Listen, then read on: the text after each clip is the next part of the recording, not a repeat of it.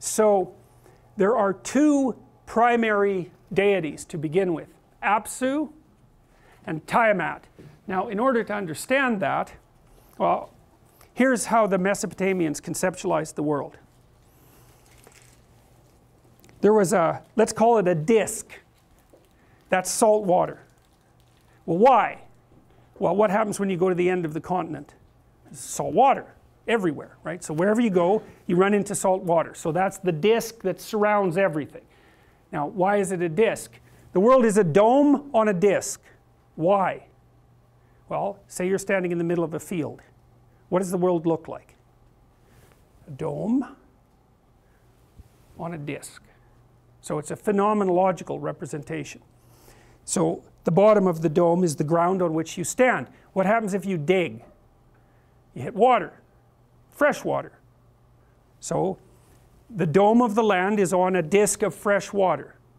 What happens if you go to the edge of the land? You run into salt water. The dome of the land is on a disk of fresh water on a disk of salt water. Okay, those are the two gods. Tiamat is god of salt water, and Apsu is god of fresh water. Tiamat is female, and Apsu is male. And they're locked together in an inseparable embrace. And they give rise to their first category of children. And those are the, I think you could think about them as the elder gods. Now, what do they represent? Well, the question is, what do the gods represent? And they represent sort of like primary modes of being. It's something like that. So think about Ares, or Mars, the god of war. Well, that's a representation of single-minded aggression. And then you can think about Eros, or Venus, which is a primary representation of sexuality. And you might say, well, why are those deities? Well, that's simple. They live forever, and they control you, and their personalities. So that's that for that. It's like, yes, obviously. You know, and you know that you're under the sway of anger, you're not in control of yourself. If you're under the sway of erotic possession, you make a fool out of yourself. You're a tool of the power that drives the continuation of the species forward. Hunger is the same thing. Any primordial motivational drive we've conceptualized in this class as a personality. But those are transcendent personalities, and they're eternal. They're forever. And so that's why the Greeks, for example, thought that human beings were just the playthings of the gods. And this idea is echoed in the Mesopotamian stories. So then you can think about it sort of neurodevelopmentally as well, is that out of nothing, out of culture and nature, emerges, say, the two-year-old. The two-year-old is a battleground of primary motivational forces. And something like that is being hinted at in the Mesopotamian creation story. The first progeny of the fundamental union of chaos and order, Apsu and Tiamat, is the proliferation of these primary motivational forces. And what happens? They're very noisy. They run around doing all sorts of things. You could think about them as grown-up two-year-olds causing all sorts of trouble. The first thing they do is kill Apsu and make their home on his corpse. It's brilliant. Now the story doesn't say much about Apsu other than that. The culture deity, the primary culture deity is not elaborated up that much in the Mesopotamian story. And I think that's probably because at the time of the Mesopotamians, civilization was new enough so that we really hadn't mapped the mythology of culture. The Egyptians did that much more, and I know I told you that story first, but that's just how it goes. So the elder gods make their home on the corpse of Apsu. Well, what does that mean? Well, that's sort of how it is. You inhabit the corpse of culture, right? It's the dead past. But it's not just the dead past. One of the things that's very cool about the Mesopotamian story is that the elder gods are foolish enough to kill it. It's the death of God, by the way. It's no different from what Nietzsche pronounced. This has been going on for a very, very long time, this collapse of belief systems. They kill it carelessly because they don't understand what it is that they need to survive. They kill it carelessly, and then they try to live on the corpse.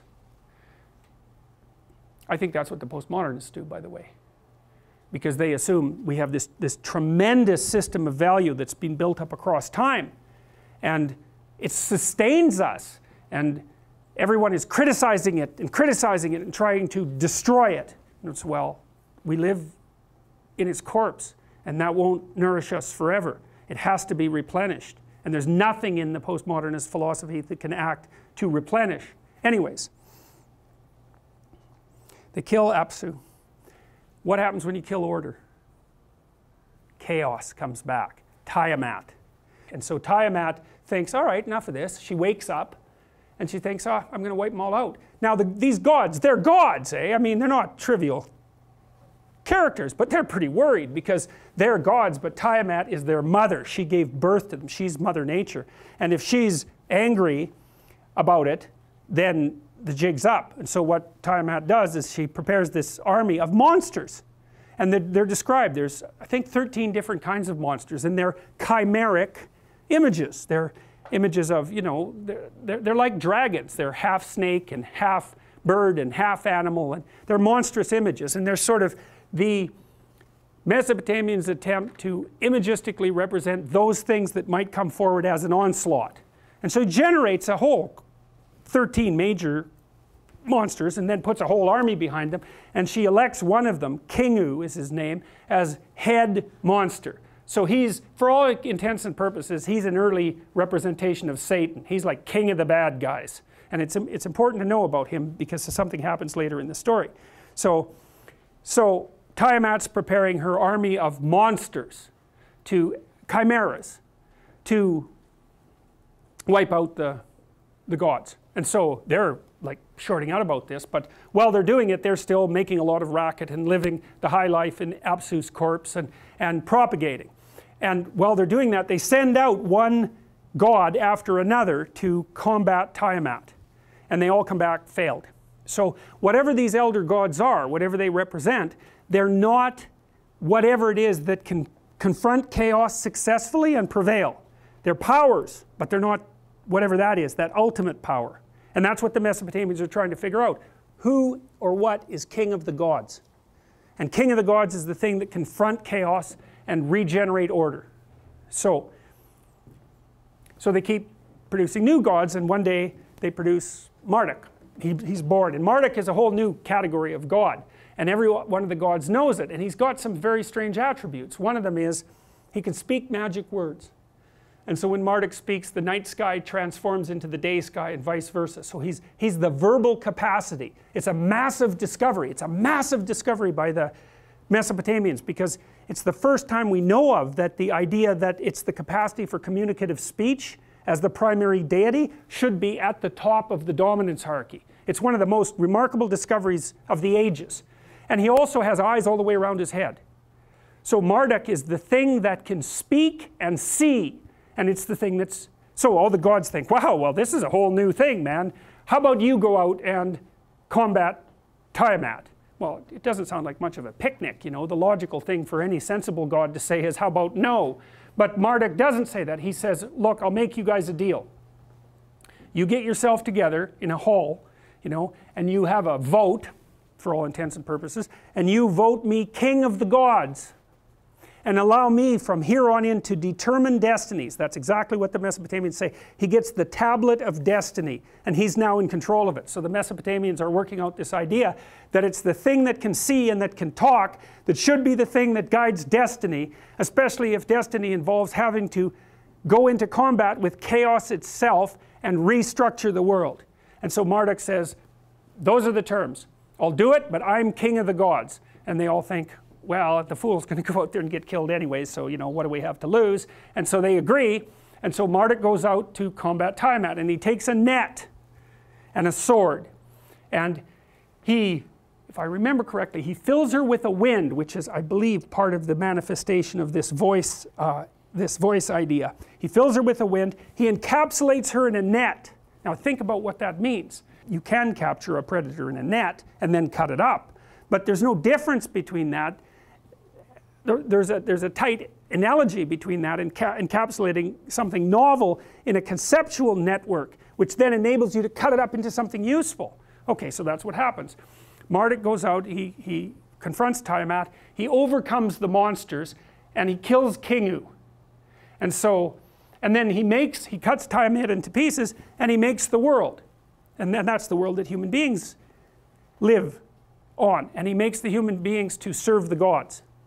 Okay, so that's the first part of the story. Now he also kills Kingu, and he makes human beings out of the blood of Kingu.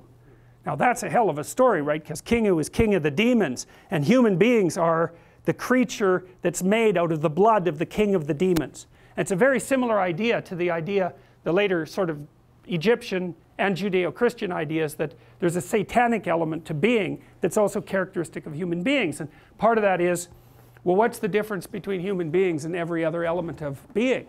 And the answer to that is, human beings can deceive you, right? We're the only creatures that can do that.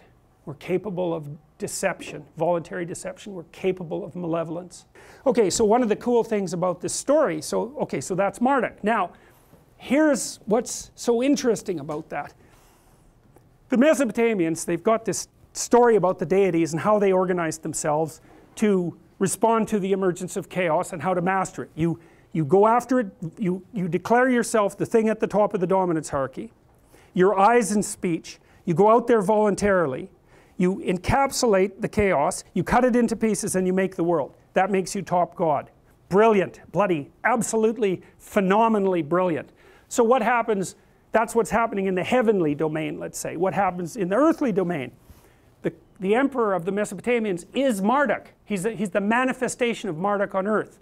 And he has to be a good Marduk. That's the, because he might say, well, why should you be king? Well, the answer to that is, well, you're most powerful. No, that's not going to work. Some other weasels will take you out. Why should you be king? Well, because you pay attention and you speak properly and you keep chaos at bay and you make ingenious things happen as a consequence. So that's what the bloody Mesopotamians were trying to work out. What should be sovereign and why? Okay, so what did they do? In the New Year's ceremony, so imagine that the king is in a walled city, right? So that's the king's at the top of the dominance hierarchy. He's the eye at the top of the pyramid in a walled city with chaos outside. Chaos is outside. That's the domain of Tiamat. At the New Year's ceremony, the old year, we know about that, we still have this idea. The old year is an old man. The new year is about to be born. There's an intermediary period of chaos. That's New Year's Eve, right? That's the intermediate period of chaos where all the rules are temporarily suspended, which is why you can go out and party like there's no tomorrow, New Year's Eve, and before the new year is born. The Mesopotamian emperor and all of his retinue and the people go outside the city on New Year's Eve, and they take statues that represent the gods, and they act out the story that I just told you with the statues. And as part of that, the emperor has to take off all his garbs, his garments that make him king, and kneel in front of the priest, and the priest, if I remember correctly, slaps him with a glove, it's something like that, and tells him that he has to tell everyone why in the last year he wasn't a very good Marduk and how he's going to do better in the future, which is exactly, by the way, what you do when you make your New Year's, what do you call those? Yes, the ones you immediately break the next day. But it's the same, it's this renewal idea, and it happens in the depth of darkness in the middle of the winter, before the light comes back, right? That's why it's set up that way. So anyways, and so as long as the emperor is a good Marduk, then that's why he gets to be emperor. And if he's not a good Marduk, then, well, someone else should be emperor.